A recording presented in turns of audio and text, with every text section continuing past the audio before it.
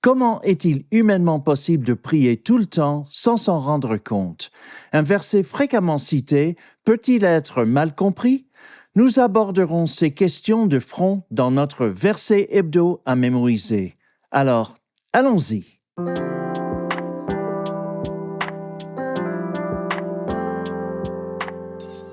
Aujourd'hui, nous allons plonger dans un passage qui fait partie de l'un des plus célèbres sermons de Jésus, le sermon sur la montagne. Dans ce passage, Jésus nous encourage à prier. Matthieu 7, 7 et 8. Demandez et vous recevrez, cherchez et vous trouverez, frappez et l'on vous ouvrira. Car quiconque demande reçoit, celui qui cherche trouve, et à celui qui frappe, l'on ouvrira. En tant que musicien, j'ai découvert que les principes que les artistes musicaux utilisent pour s'entraîner peuvent être très utiles lors de la mémorisation de la parole. Voici la clé. Il ne s'agit pas de travailler dur, mais de travailler intelligemment. Matthieu 7, 7 et 8. 2 versets, mais les mots répétés dans ce passage devraient nous aider à le mémoriser en quelques minutes. Êtes-vous prêts? Tout d'abord, j'aimerais que vous disiez ces verbes clés avec moi. Demander, chercher, frapper. Bien. Encore une fois. Demander, chercher, frapper. Jésus utilise ces 3 verbes pour nous inciter à prier le Père. Ce sont des verbes d'action essentiels pour comprendre la première moitié de ce passage. Demandez et vous recevrez. C'est assez simple, non? De nouveau, demandez et vous recevrez. Ensuite, cherchez et vous trouverez. Encore une fois, cherchez et vous trouverez. Et enfin, la 3e phrase, frappez et l'on vous ouvrira. Une fois de plus, frappez et l'on vous ouvrira. Réunissons ces 3 promesses de prière. Je vais dire les verbes clés et vous compléterez le reste. Demandez, chercher, frapper. Vous voyez, c'est facile. À présent, attaquons le 2e verset du passage. Nous comprenons mieux ici qui Jésus encourage à prier avec ces paroles réconfortantes. Retrouvons les mots-clés du 2e verset. Quiconque, celui, à celui. De nouveau. Quiconque, celui, à celui. Ça marche? Disons maintenant les 3 phrases complètes. Jésus promet que quiconque demande reçoit, celui qui cherche trouve, et à celui qui frappe, l'on ouvrira.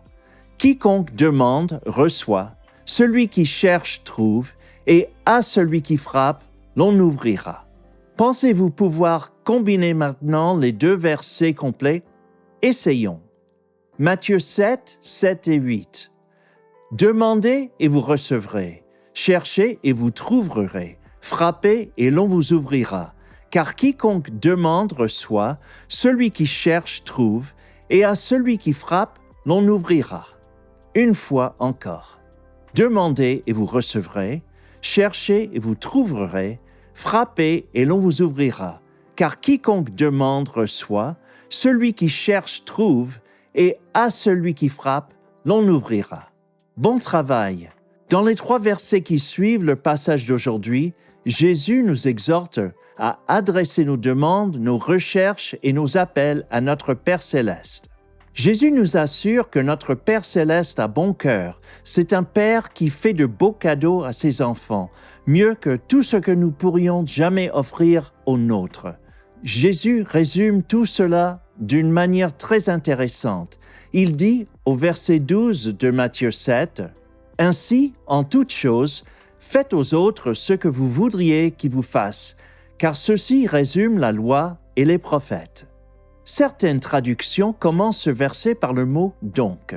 Au moins une des traductions populaires de la Bible insère un nouveau titre avant ce verset, comme si le Seigneur venait de passer à un nouveau sujet. Mais l'a-t-il vraiment fait? Je ne suis pas sûr. Je crois qu'en même temps que Jésus nous encourage à prier, il nous avertit également que le Père n'écoute pas seulement les mots de nos prières, il observe également nos actions. Comme nous le voyons au verset 12, notre comportement devient une forme de prière. Cette vérité est répétée à maintes reprises dans les Écritures. Nous vivons dans un monde de cause à effet. C'est ainsi que notre Créateur l'a conçu. Lorsque nous sommes prévenants envers les autres, nous leur rappelons la bonté de Dieu et notre Père céleste en tiendra compte. Dieu se sert souvent d'autres personnes pour nous bénir. Donc, en substance, être gentil et attentionné, faire aux autres ce que nous voudrions qu'ils nous fassent, pourrait être considéré comme une forme de prière, invitant Dieu à envoyer des personnes attentionnées et prévenantes pour nous traiter avec gentillesse. De la même manière, si nous passons une mauvaise journée ou si nous nous levons du pied gauche, nous devons considérer comment notre comportement négatif, égoïste, voire irrespectueux envers les gens pourrait avoir un effet boomerang sur nous. Notre mauvais comportement incite peut-être Dieu à envoyer quelqu'un pour nous apprendre la leçon. Lorsque vous apprenez de nouveaux versets, essayez d'utiliser la technique des verbes clés dont nous nous sommes servis aujourd'hui. Vous verrez que ça fonctionne à merveille. À présent, répétons encore Matthieu 7, 7 et 8. Demandez et vous recevrez. Cherchez et vous trouverez. Frappez et l'on vous ouvrira. Car quiconque demande reçoit, celui qui cherche trouve, et à celui qui frappe, l'on ouvrira. Matthieu 7, 7 et 8. Et voilà notre verset hebdo à mémoriser. Jusqu'à la prochaine fois, allez dans la grâce de Dieu et profitez du voyage pour bien apprendre les Écritures par cœur.